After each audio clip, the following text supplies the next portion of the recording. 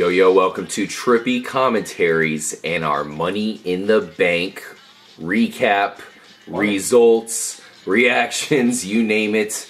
We got a lot to get to. I gotta say, a lot happened that we did not expect. Some of our predictions were correct, some of our predictions were wrong. We'll get to the whole event, break it all down for you guys. I'm RJ, joined by FPS Kyle. What's going on, everybody? Retro Brett. What's up, homies? Live from Brooksville, Florida, home of Bray Wyatt. I know they must have been going for Bray pretty hard there, Corey, but it did not come out that way. No, unfortunately, I was lucky enough to be invited here to the Wyatt compound by my good friend Bray Wyatt. He didn't exactly come over like, go over like we expected, but, it was definitely an interesting event. We, of course, we all know Corey is a big follower of the Buzzards. We can only speculate on what kind of events occurred there at the Wyatt compound. Let's get into it, guys. We got a lot to cover. In fact, we have to start off with the pre-show. We saw Daniel Bryan make his very first appearance since being stripped of the WWE title. Unfortunately, he did say what I feared. He said he had a little bit of bad news. He said that he might have to go under the knife again. It could take longer than he expected, and he straight up said that he has no idea when he'll be back. He promised to come back stronger than ever. Corey, I know, of course, we had a little Bo Dallas cameo there. Did you take anything out of that Daniel Bryan sighting? Yeah, one of the things that Daniel Bryan touched on as the reason he may have to have this further surgery is that he hasn't regained full strength in one of his arms. Yep. And, of course, that's a common side effect of, injuries of the neck or the spine is, having problems in the extremities. And it wouldn't be wise or safe for Daniel Bryan to come back like that. So I think it's good that he's taking this time off.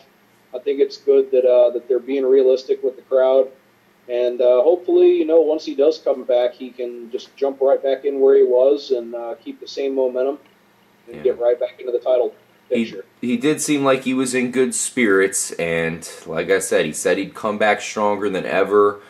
I do question, of course, your prediction, Corey, if he'll be back by SummerSlam. I'm starting to doubt that, but if that does, of course, come to fruition, that would be excellent for Daniel Bryan fans. We want to see this guy back in defending his championship, or at least trying to get the championship back, so that way he can go on and defend it for real this time. All right, the first match, the first official match for this year's Money in the Bank event was a good one. We had the Usos coming against the Wyatt followers. All of us decided in our predictions that the Usos would lose, and I think we might have underestimated them here. In particular, I was extremely impressed with Jimmy Uso. He got very hot. He was destroying people left and right. Eric Rowan, Luke Harper. Crazy match. Corey, what did you take out of this one, and what happened? Well, this was a really, really cool match. We've seen a lot of this pairing in the last couple weeks. Really, the last couple months, I guess you could say. These two teams have a really awesome chemistry, I think. You got the big guys, the Wyatts against the High Flyers, the Usos. Kind of reminds me of old school, like Hogan era tag team matches, guys like the Rockers. Of course, Shawn Michaels and Marty Jannetty against, maybe somebody like the Legion of Doom. Yeah. Would be like the Wyatts, just big powerhouses. It was a great match. We saw a pretty sick superplex spot off the top rope. Devastating. From both of them, right? Really, the final blow. Mm-hmm. And we saw another really cool spot was Big Luke Harper diving out to the outside of the ring and just completely destroying one of the Usos. I thought that was really cool. Really impressive fighting by, of course, both teams. I was very impressed by the Wyatt followers. As you mentioned, Corey, they countered with some really impressive stuff, including completely jumping out of the ring, knocking them out, which is pretty crazy considering how big these guys are. But devastating superplex by the Usos, and after that, they kind of took their turns diving onto the Wyatt followers, and they got the victory. Props to the Usos. Kyle, I think we underestimated these guys. These guys have some lasting staying power, and they have a fighting style that might be able to take out anybody. Yeah, I love the high flyers in wrestling, always have, and I think they're easy to become a fan favorite. And, we did underestimate them, and props to the Usos for coming through.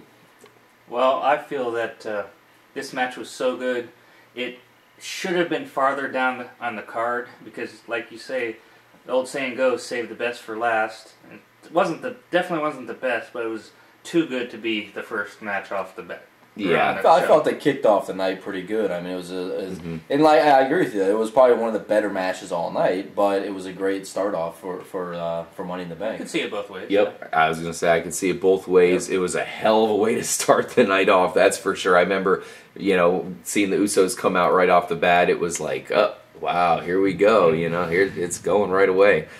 We do got to note that the Wyatt followers did have a new introduction. They kind of went back to the old girl singing The Whole World, but then it switched up into something else. So looks like they aren't going with that creepy version that they went with the other night. They got a new theme, and I'm sure they will be back for revenge on the Usos, who hold their titles. And I'm sure they will probably hold it for another month here, because they looked great. Moving on, the next match was the Divas Championship match. Our girl Paige defeated Naomi. She had an awesome DDT that she got Naomi with out of nowhere. What'd you think about that match, C-Dub? Oh, man, I thought right off the bat, these two, they locked up and they just kind of, pushed each other all over the ring and outside the ring and just wouldn't break it up. And I thought it was some good brawling on their part as far as for, with Divas. They were really in there scrapping. These two were going in, all in. It seemed like they were really trying their best out there, but there wasn't a whole lot of crowd reaction. Unfortunately, I think that's a symptom of how the booking in the Divas division for so long, they've been treated as a garnish on a plate to a main dish. And the crowd's kind of conditioned not to give a crap, unfortunately. But, these two had a great match, I thought, all things considered, with crowd reaction or none. And as you said, Paige hit a really, really sick cradle DDT for a finisher on Naomi for the victory and to retain her Divas Championship. Yeah, awesome. I will note you guys might be hearing some thunder. It is storming here at Trippy Commentaries HQ pretty bad. So you might hear that in the background, of course. Retro, Paige holds on to the championship. Really good moves she showed off in this one. Well, we all thought she would retain the championship, but what surprised me, I thought the Funkadactyls were going to break up. They've been having trouble for months, but nothing happened on that front. But I also want to say that when was the last time we saw two Divas matches in a pay-per-view, which only means that the Divas division is going up? I agree. I think it is. I like a lot of the Divas.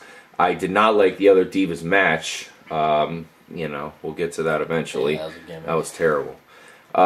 Corey, I don't know if we really should even bring this up, but Adam Rose faced off with Paul Revere, a.k.a. Damian Sandow. Adam Rose won with the party foul. Do you even want to say anything about that one?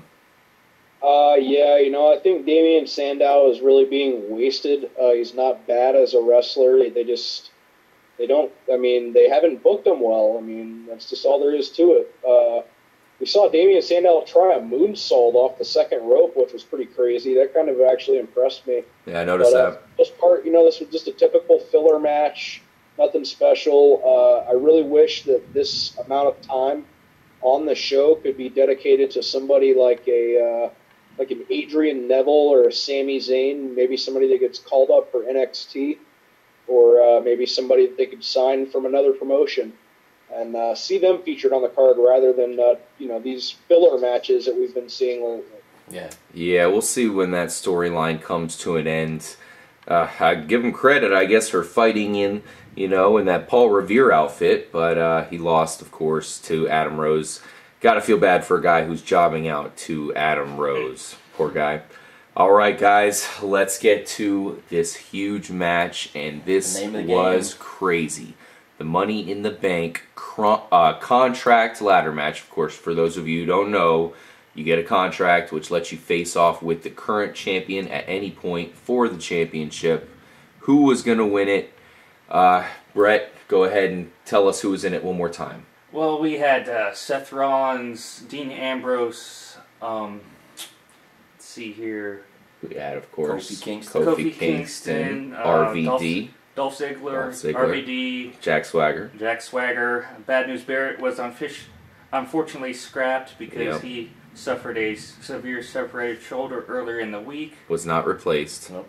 No, I was actually thinking they might replace him with Big E, but he had another match. Yeah. So of course Rollins and Dean Ambrose came in as the favorites here. Yes, and Rollins got effed up on all kinds of ladders. That was impressive and sick to see. And what do you think about it there, Kyle? Well, we forgot to mention one guy, and that was Jack Swagger. And I thought Jack Swagger actually had a big part in the Money in the Bank. They kind of featured him a lot, I felt, in this match. But Ambrose was my guy. That's the guy I picked to win it. I loved how Ambrose pretty much started the match off himself. He came running into the ring and just went straight after Rollins and started messing him up, tearing him up right off the beginning. And this was a pretty epic, Money in the Bank ladder match. I know, Corey, who are you pulling for in this one? Well, I honestly didn't really have much of a favorite. Of course, there's a lot of guys in this match that I like. I mean, I like pretty much everybody that was in the match for different reasons. And this match didn't disappoint for me. I thought this was a match of the night. We saw some really cool, creative spots there with the ladder. A lot of really brutal bumps. One of my favorites was, at one point, Dean Ambrose pushed Kofi Kingston off the ladder from the center of the ring, and Kofi, rather than falling onto the ropes and hurting himself, he actually jumped from the ropes, the top rope, and vaulted himself off the top rope to moonsault onto everybody on the floor, which was definitely one of those big holy shit moments. That was pretty cool. That was pretty tight. Yeah. Also, Dean Ambrose hit a big superplex onto Seth Rollins from on top of the ladder. The tallest ladder. Yeah, and Dean Ambrose, I mean, the landing was pretty nasty. It kind of looked like he jackknifed himself a little bit, but he continued on. At one point, though, Ambrose did he was basically taken out of the match whenever he countered a Jack Swagger attempt at pulling him off the ladder into a DDT. Yeah, kicked out of the match with a shoulder injury. Yeah, and basically he was telling the doctor to pull it back in the socket or else I'll go back in with it hurt. And the doctor forced him to then go to the backstage area while everybody else battled there for a while. We saw another, of course, Kofi Kingston's a guy who's been in a lot of these Money in the Bank ladder matches. We saw Kofi set up a ladder between one ladder that was standing in the ring and the top rope. Yeah. He created a bridge, basically to walk on. And he actually ended up backdropping Seth Rollins onto that ladder. And it was, an awesome crowd reaction. It looked brutal. Guys, what did you think about the big spots in this match that we saw? Well, it was certainly an impressive match. There was a lot of crazy things that happened. We got to mention here, as we all saw coming, Dean Ambrose, after being escorted out, we were wondering when he would be back. He eventually came in, and not only did he come in, but he came in with a chair. He beat Rollins to a pulp, but then here's what happened. The bullshit. All of a sudden, flames came from the corners of the ring. Kane appears, choke slam Dean Ambrose, and then he got him with the tombstone pile driver. Back to back. Knocked him out. Rollins climbs up the ladder, and he is the holder of the contract. Corey, Seth Rollins has a shot at the champion whenever he wants. Yeah, this is going to be interesting going into the next calendar year. Of course, with this Money in the Bank stipulation, at any time, basically, Seth Rollins can come out, whether it's after a match, before a match. He can create a match and have a shot at the title. As you said, we saw Kane come out and pretty much take Dean Ambrose out of the match with the choke slam and then a tombstone for good measure. And then Kane went on to hold the ladder for Seth Rollins, who apparently is the Authority's pick to be the next champion, it seems. Yep. Well, and Kane I was just going to say, Kane is apparently helping out all the Authority's guys here. I don't mean to brag, but I think I predicted Seth Rollins to win. Good pick. And I agree with you, Corey. This was definitely the match of the night. I think this was slightly better than the championship ladder match. Yeah, so there you have it. Rollins, we'll see what he does with the contract. We'll quickly mention Stardust and Goldust defeated Ryback. Good for them. Rusev and Big E, we predicted this match. Sure enough, we saw it. Big E had some very big hits on Rusev here. I mean, it looked like he might actually win. He might be the first person to legitimately take out Rusev. But I'll tell you what, Rusev got him with this deadly kick. Completely devastating, which of course set up the Acolyte. Now, Big E looked like he might be the first person to break out of that Acolyte. He had some momentum there. Rusev regrouped, got him back in. Game over, Corey. Yeah, I thought right off the bat we saw Big E go for a big spear onto Rusev on the apron, much like he did on TV a couple weeks back, and we were all ranting and raving about how cool it was. But Rusev brought the knee up and nailed Big E. We saw a lot of, from there, high-impact action. I thought we saw a little bit more personality from both of these guys tonight.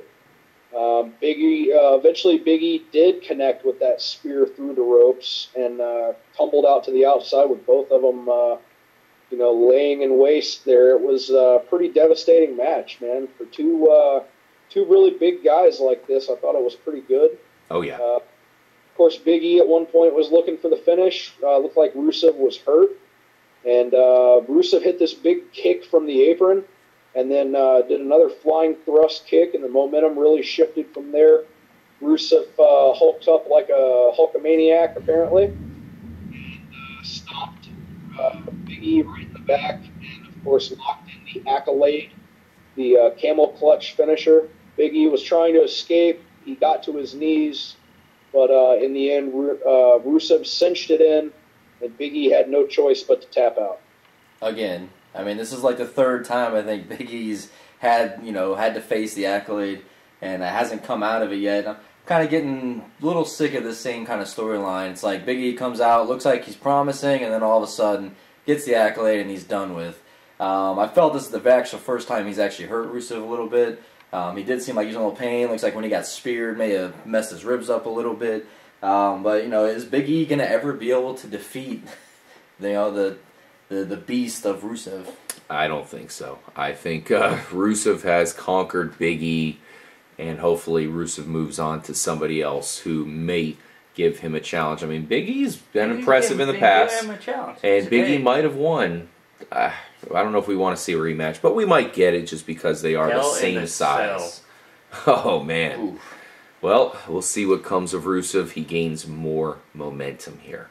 One more match we're going to touch on here very quickly, as quick as possible. Layla defeated Summer Rae with Fandango as the guest referee or whatever. This was a great bathroom break. Fill my drink up. That was a smoke break. Portion of the match. I was disappointed. I was rooting for Summer Rae. I think she is fine, and I would like to see her get a victory, or at least perhaps some shenanigans go down to where they end up in mud or more kitty litter or something. Nothing of the sorts happened, and it was a shameful event that happened just before the huge main event, the event that would name the new WWE champion. There were ladders everywhere. Mm-hmm. This guy right here, Sheamus, looked really impressive in the match. Did he win it?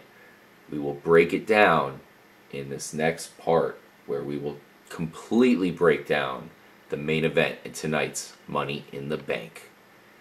Make sure to stay tuned for that.